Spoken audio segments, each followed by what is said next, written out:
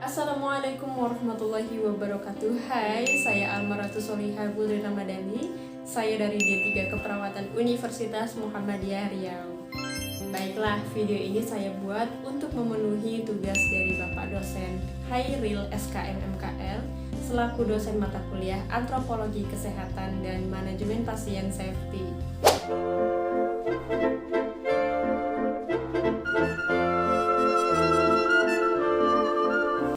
Sudah banyak yang tahu bahwa budaya kuliner di Indonesia itu tidak lepas dari yang namanya minyak. Dari yang nggak bisa digoreng, cuman di Indonesia sendiri yang bisa digoreng. Contohnya ada dua. Yang pertama, kol digoreng dan semangka yang digoreng. Selain itu juga ada makanan favorit Indonesia yang tidak mengenal kalangan atas dan kalangan bawah, yaitu gorengan. Gorengan itu tidak lepas dari kegiatan kita sehari-hari.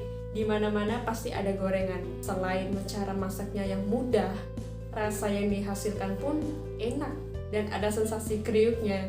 Dan harganya juga terjangkau, jadi kalangan manapun pasti bisa membelinya.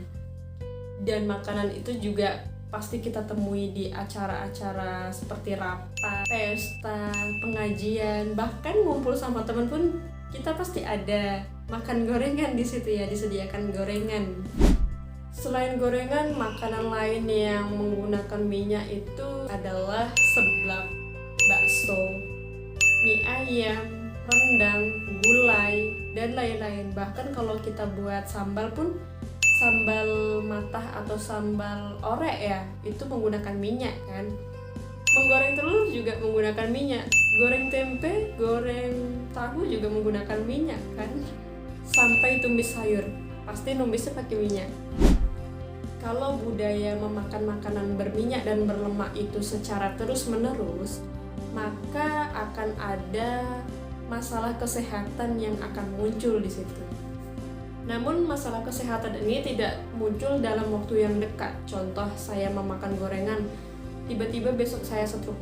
Enggak, tapi cara kerjanya adalah jangka panjang.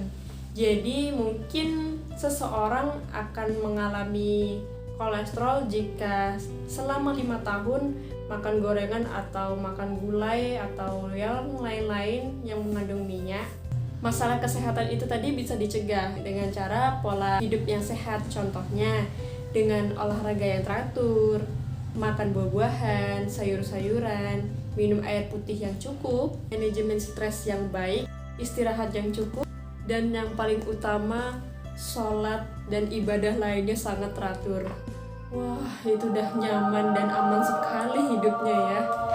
Oke, kembali ke topik. Masalah kesehatan yang akan muncul jika seseorang sering makan makanan yang berminyak dan berlemak tanpa diimbangi dengan pola hidup yang sehat adalah masalah penyakit. Yang pertama dari gangguan saluran pencernaan.